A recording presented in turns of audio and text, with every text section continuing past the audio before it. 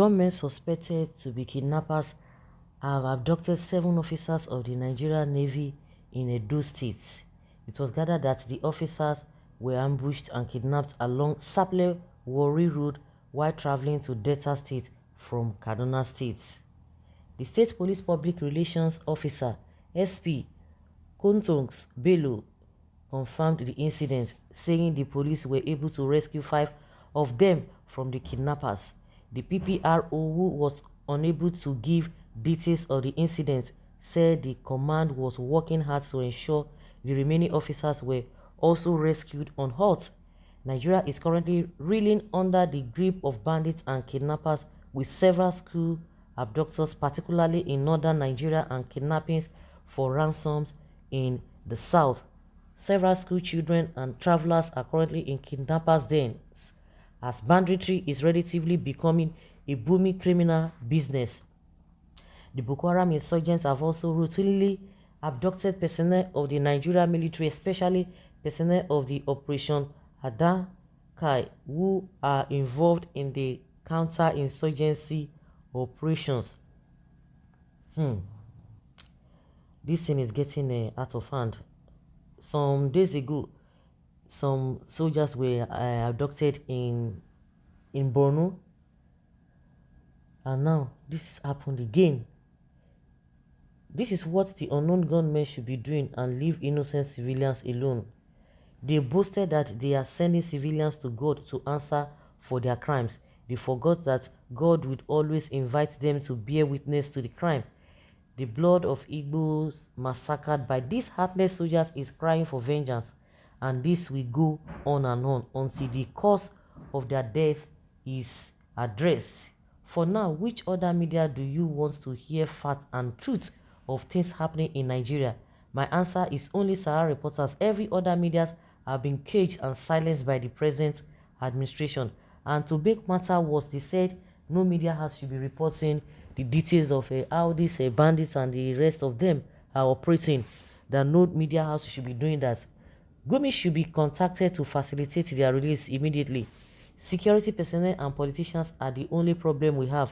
If unknown gunmen can help us deal with them, we will all be grateful to them forever. Let unknown gunmen leave the poor people alone and those few average ones without national cake. Again, our security people are too slow to catch on. It's clear that there's now an emerging attack in security personnel nationally. Why are they not clued about this and taking necessary measures? When injustice becomes the law, resistance becomes a duty. The security agencies should stop killing innocent Nigerians so they too can have peace.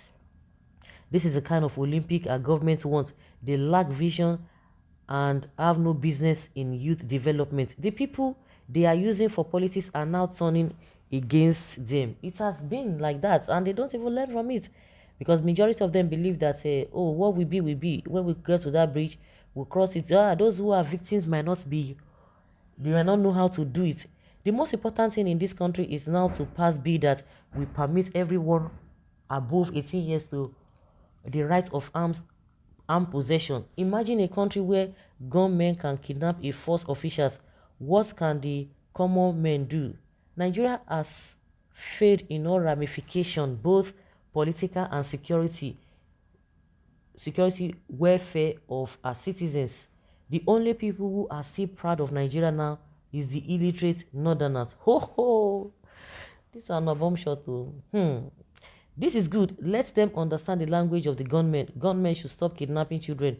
They should keep on kidnapping our security personnel, as that will tell them how incompetent they are. The gunmen should also go after our politicians and after they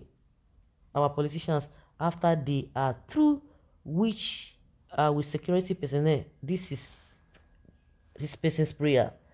We lost our reporters, and may Allah put those saying no to our reporters in shape through our Prophet Muhammad sallallahu alaihi wasallam, our Lord. Okay, please, Arab reporters, will it be possible to purge this group of all the Amajiri so that we can have a breath of fresh air here and sensible people with conscience will freely make reasonable contribution, they can go to premium times and continue to kill themselves with foolishness there. We promise not to trespass. I wonder if Nigeria is called abroad in another country. Yes, it is. It is called abroad. From army to navy, yes. The ones that were arrested, that were soldiers, the Buhari's language is getting clearer to the navy as well. The only thing the North supports, the only thing Nigeria is good at is to play politics with human lives. What else do we expect as a nation where officials too are being kidnapped? Say yes to Sahara reporters. When bad things last a year in a land, it becomes part of their culture. So it is now turned culture here to kidnap, negotiate for ransom with known criminals, and keep people anyhow, anytime of anybody's choice. It's heartbreaking. Though I still pour all my blames on 1914. If this 1914 agreement is broken and all go back to their normal state and roots, I believe everyone will be able to stand fit and fight corruption and what is eating them up. Though if not, northern born to rule will be dying out of shame to seek help, pretending they are fine.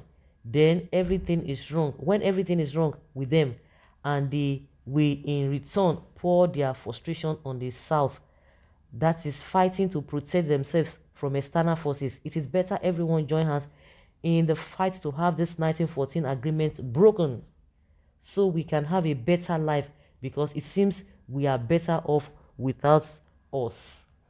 It seems we employ the service of local vigilante group to be protecting our military men from kidnappers. Any other suggestion? The Nigerian army was warning or giving advice to the Nigerian soldiers that around that Borno state, along some roads, maybe Meduguri or so, that they should stop plying that road because of the fear of kidnappers. See what is happening right now again. See what is happening. Well, I think it is time Sahara reporters restrict these thunderners from commenting. There's no need. They don't get their time. They go tire. They go tire. They go do. They go tire. If you don't like Sahara reporters, then quietly unlike the page. Inviting people to unlike the page or insulting those who are still on the page is so childish. We have a lot of issues in Nigeria. Sahara reporters is not one of them. The way we reason and argue over something in this country is so laughable. The leader of Afenifere is in no way insulting Islam or Muhammad, but giving an example on how Muhammad left Mecca for Medina due to persecution, just like Sunday Igboho. The analogy was not on the character but running for safety, which itself is not bad. Even the parents of Jesus ran. The leader of Muri compared Jesus with Buhari on how Nigerians are ungrateful, just like the people Jesus healed. No Christian protested or called for his head because he was just making an analogy on how people are so ungrateful. Today, even in Islam, we hear people saying so and so used to be charitable like Muhammad and so. In Christian, we find the same traits too. Insulting Ķ11 and Sahara reporters for carrying the news is too childish. Sahara reporters is just carrying the news of what was said. Even if we should be angry with Afenifere and not Sahara reporters. Without Sahara reporters, will the Muslim even know what was said about their prophet? They should be thanking Sahara reporters for even carrying the news, making it easy for all of us to read.